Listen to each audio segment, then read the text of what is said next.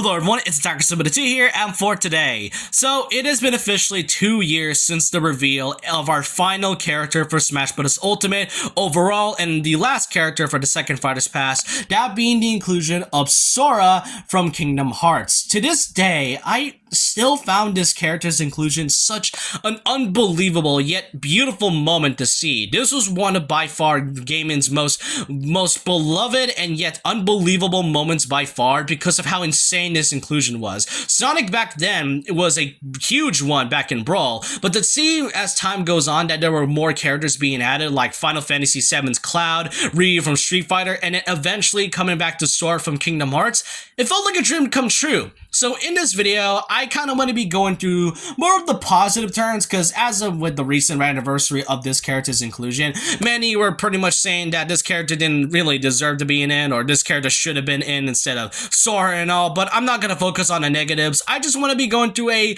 nice and you know, retrospective of Sora's inclusion 2 years later after his big reveal as the final character to Smash Bros. Ultimate, how it built up to all of this and then basically, well, everything else up to now. So with that, I hope you guys enjoyed this small retrospective of Sora from Kingdom Hearts 2 years later. The question is, how well did this character's inclusion aged as time went on? Well, let's kind of start up to when it first began, back at around November of 2018, the final direct where they showed up Smash Bros. And one of the final things they've showed off was the inclusion that there will be more DLC characters coming along, with 5 characters coming along the way.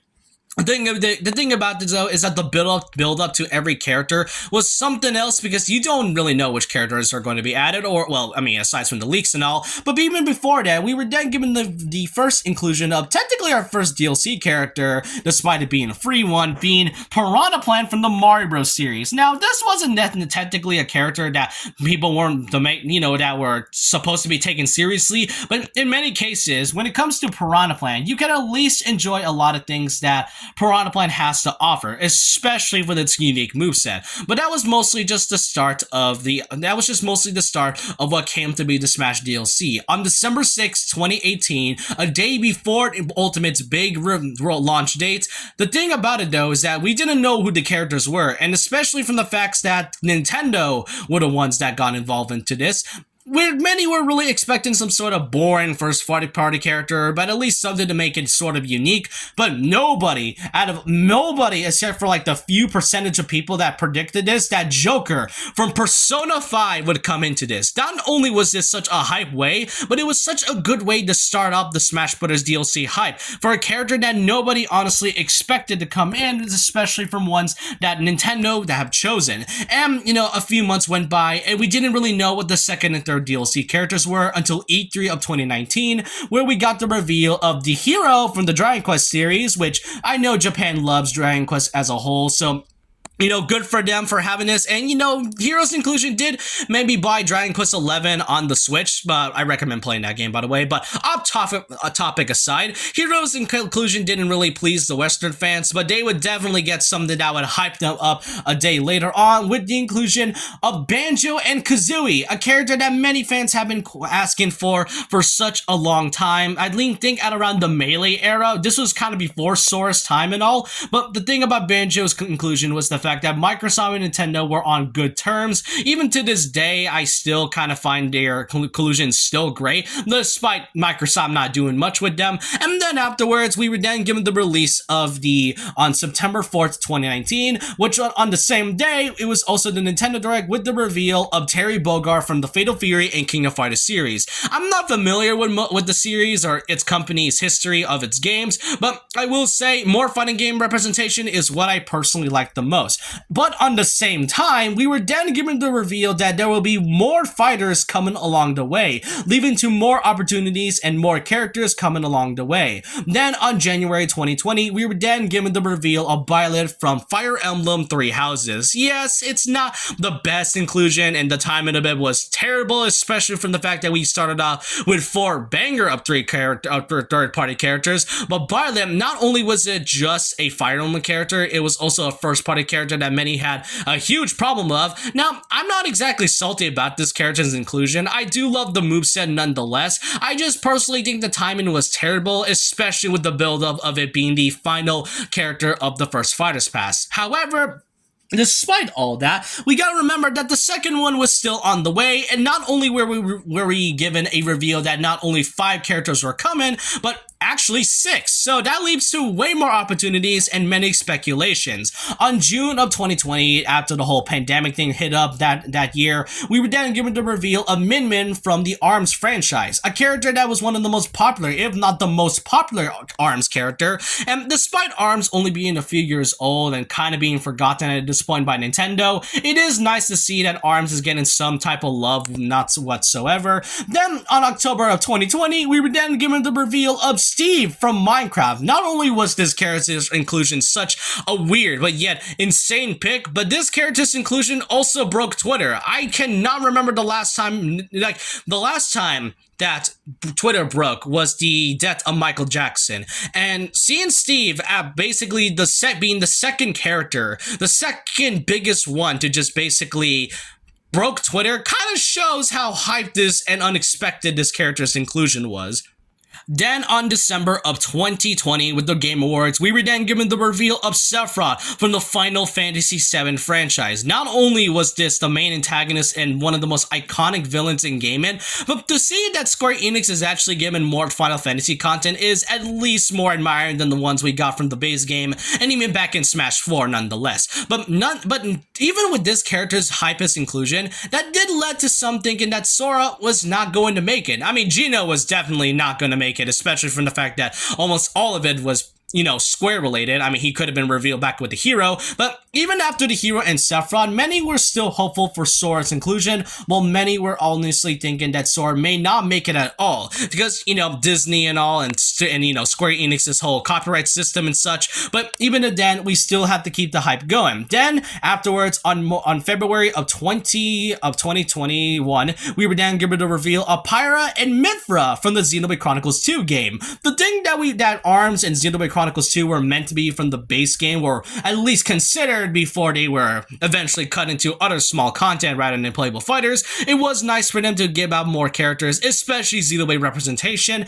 And then the technically final character, if it wasn't for the 6th fighter, was the reveal of Kazuya Mishima from the Tekken franchise. Now, this felt more like a good, like a nice well-end note on Bandai Namco, since Bandai Namco was the ones that were involved with Smash 4 and Smash Ultimate's development, so Kazuya's inclusion felt more like a thank you to all your hard work and all, but that came to be with the 6th fighter. We didn't know who the 6th fighter was, and this was meant to be the final character. We didn't know who this character would be until September of the Nintendo Direct of 2021. On October 5th, the same year, we were then given the reveal that there will be a final Sakurai Presents presentation showing off the final character for Smash Ultimate's DLC and Smash Ultimate overall. Then the presentation came along, and that's kind of where the build-up starts to go more eerie and yet somewhat exciting. We were finally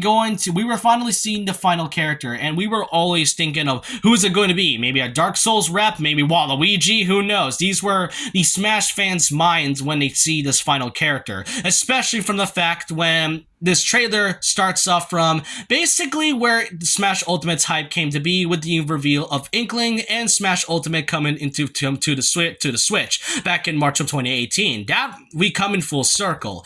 Then things kind of went small and quiet until Mario came along and then, grabs the flame and throws it, revealing one close-up of a Mickey Mouse symbol.